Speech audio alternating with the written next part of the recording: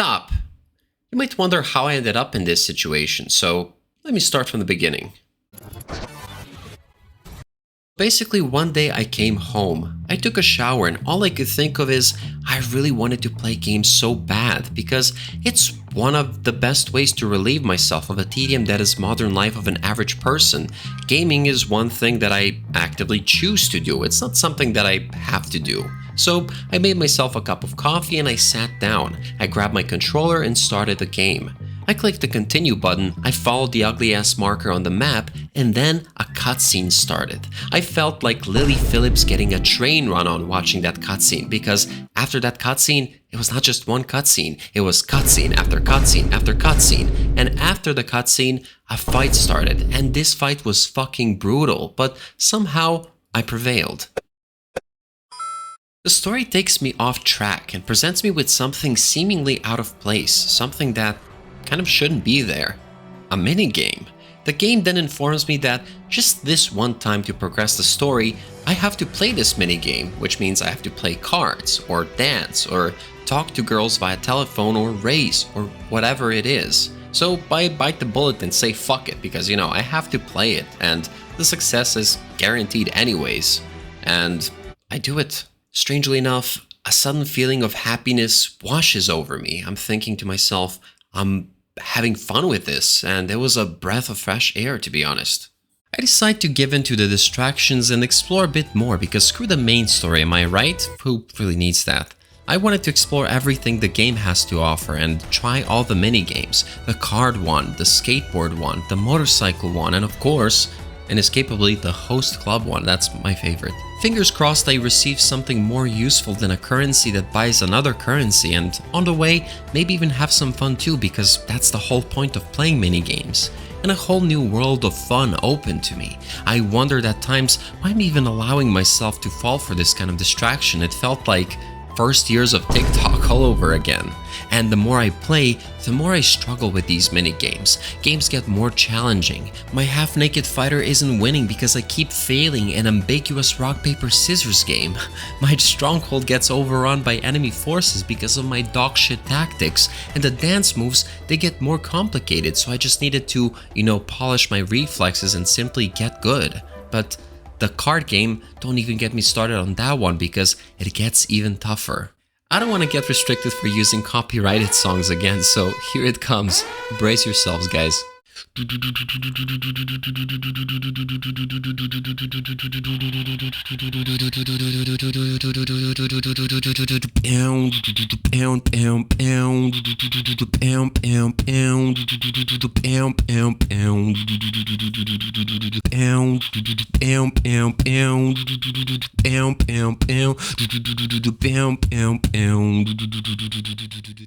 Dozens of hours pass by.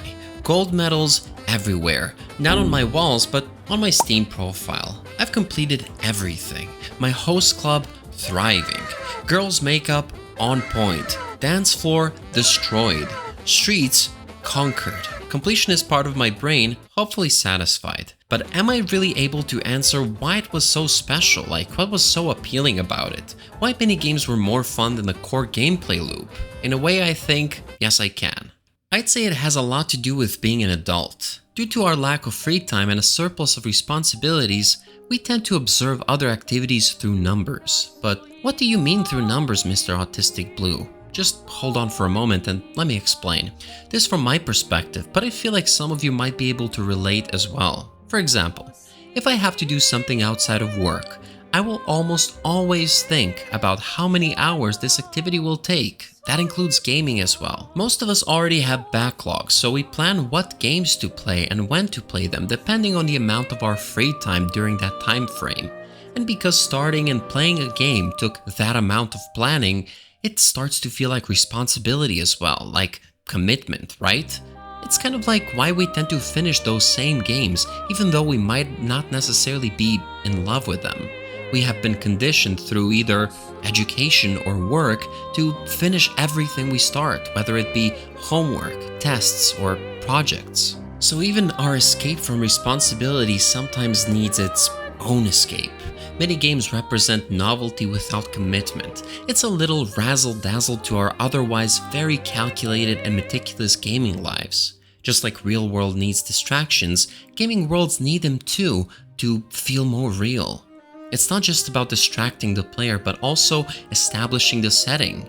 Just following the story would feel more like playing an interactive movie, but to flesh out the world surrounding the player, games need culture and substance. That's where minigames come in, because they tell us, the players, what these NPCs do to break out of their pre-programmed rhythms, almost like their real-life counterparts. It feels like I'm in an amusement park, and this amusement park promises endless fun, but for some reason I feel like I forgot about something. What could it be? Oh my... Seriously though, who the fuck is this character? Why am I fighting this dude again? How do I cast abilities? Is this girl blind? What the... I forgot. I fell for the oldest trick in the book of open world games. I've spent so much time playing minigames that I forgot how to play the main part of the game. Combos disappeared from my brain like the stuff I studied at university. Bits of story completely gone. I don't know where I am, who I'm with, or what the fuck I'm doing here, but somehow my brain still remembers San Andreas cheat codes, but not the story I played 30 hours ago. As a consequence of my actions, my overall experience with the game is degraded. Just like with many other open world games, I'll just call the story mid because I've neglected it for so long, and that's it. Intricacies woven into the characters pale with every cycle repeated by the minigame machine. My mood is ruined, so I turn off the game and go to bed. Next day I go back to my PC, but instead of starting the game right away, I search the internet for detailed breakdowns of what happened so far in the story. The first result I see is the newly introduced AI overview, the clankers, so I get pissed off and I break my screen. I'm just kidding, that didn't really happen, but I did search though. Other people were so kind to explain the story up until the chapter I was on, so I read the whole thing, grasped where I am currently, and I went back into the game. And then I realized, as long as I don't guilt trip myself into doing something, I'm going to have the most fun I can playing a game, no matter what. Story bits are only lost if you're too lazy to read online about it. Same goes for core gameplay mechanics. All it takes is a bit of practice and time to get back in your mojo. As for the minigames, although seemingly redundant, oftentimes they gave us a lot more fun than the main part of the game. And it really shouldn't be a surprise because with our adult lives, more and more of our hobbies start to feel like chores, and we have to fight to find childlike wonder within ourselves, to extract fun from trivial parts of games. What was supposed to be a detour has somehow become a destination? Why is that so? Probably because our original goal for playing games was to have fun. It's why I've spent 20 hours managing a host club in Yakuza 0, 15 hours fishing in Final Fantasy 15, and why many spent dozens of hours in Witcher 3 playing Gwent, for example. So, next time a game offers you a distraction, take it. It might just be the most fun and the most real part of the world you're currently in. Thank you for sticking until the end. Please let me know in the comments which minigame stuck with you the most and why. I really wonder if we have similar experiences, like similar games or similar minigames within those games. Also, if you like the video, please leave a like, share it with the people who also play games, subscribe for more content, and I'll see you in the next one. Ciao.